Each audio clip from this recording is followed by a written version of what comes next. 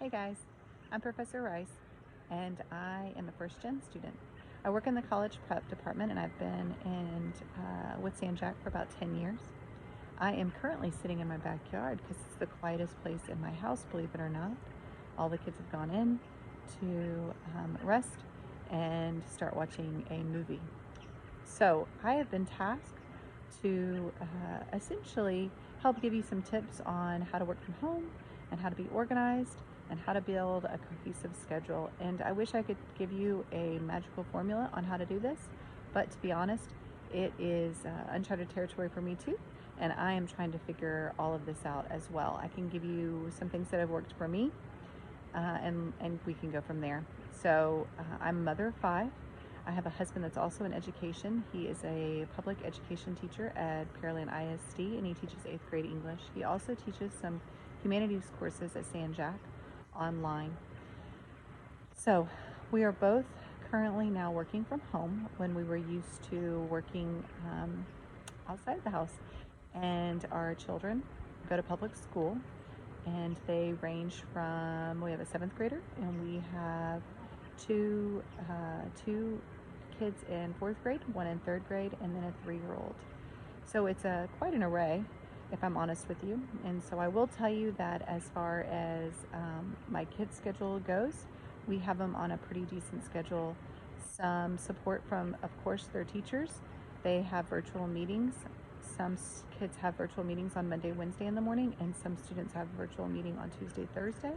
And so that kind of helps set the stage.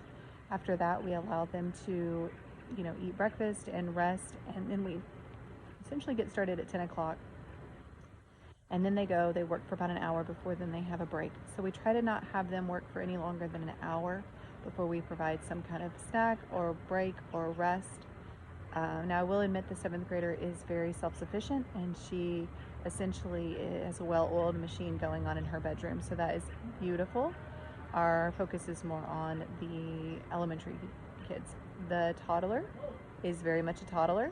And so we are in the throes of trying to get her to also have some kind of schedule and some kind of routine where she is also learning. So we did break down and have a subscription to ABC Learning, and that's been beautiful and helpful. And then she has workbooks, and we have other supplemental activities and things that works well with her. So now I will tell you, as all this is happening, if I'm honest with you, I'm in my bedroom where I've locked the door and I am teaching online for a few hours at a time. And I go and I tag team my husband and he goes back and he works for a few hours at a time. So we have this ever evolving schedule happening, but for right now that seems to be working pretty well. We take turns teaching the kids. I focus mainly on math because that's my expertise, and he focuses mainly on English because that's his expertise. Now, as far as self-care and how do we essentially look out for ourselves, my husband's a reader, so he typically tries to read a little bit at night after the house is still and the kids have gone to bed. I like to run or exercise or just kind of go for walks. So typically at 2, when school gets out here at the Rice camp, the kids will then get to do their, video games or, whatever it is they like to do. They go outside and play a little bit more, or they turn to YouTube or whatever. So in that time between like 2 and 3, when they're pretty much like, enjoying their self and the toddler is resting, then I try to go for a run just to kind of catch my breath. Now, I too am a student. I am taking classes at U of H Clear Lake. I'm in a doctoral program there. And so trying to figure out, well, how do I then, do my reading and writing that I need to do and my research. And so I try to carve out a little bit in the evenings to look over some work that I need to do in regards to my program. And then definitely on Sunday, when the kids have free time, I try to sit and get my writing and research done. It's not ideal. I would love to be focusing more on that. But as of right now, my priorities have shifted, of course, to my family. And then, of course, make sure I am doing a good job for my students and I'm supporting them the best I can. So I sometimes FaceTime my students in the evenings because that works for their schedule, or I'm creating virtual sub classrooms where I can have conference hours there, or I'm just texting. I'm texting a lot of just troubleshooting and answering a lot of questions in regards to that. My advice to you would be, of course, self-care. Make sure you're getting plenty of rest. Stay away from, just oversaturation of the media. That can get a little scary and overwhelming in these times. So just make sure you kind of limit that to, maybe in the morning, just, 30, 45 minutes, and then cut it off. No more. Um, when you're looking at social media and you're looking at, try to stay focused on your friends and family and talk to them as frequently as you can.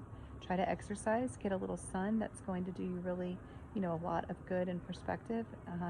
And then, of course, have some kind of schedule that allows you to create some kind of routine and sense of normalcy so that you can just really focus on, what matters, and family and, your studies. That's what matters right now. So take care, and I hope this helps, and I hope you gain some kind of better insight on what it's like to juggle a lot of things all at one time. But it really does take some discipline, and of course it takes flexibility. That's probably my biggest advice. Be flexible. It's okay if next week you realize some things didn't work. Our first week, if I would have had to do this last week, it would have been a much different story. We were putting way too much on our kids and way too much on ourselves, and we really had to take a step back and say, hey, let's really break this down and see what's a priority. And so we adjusted, and next week we're going to adjust some more.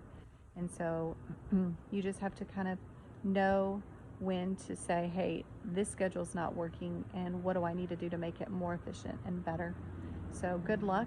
I know you're going to do wonderful things. I know we're all going to grow from this experience, and I can't wait to hear the stories of how you created your own workspace and your environment.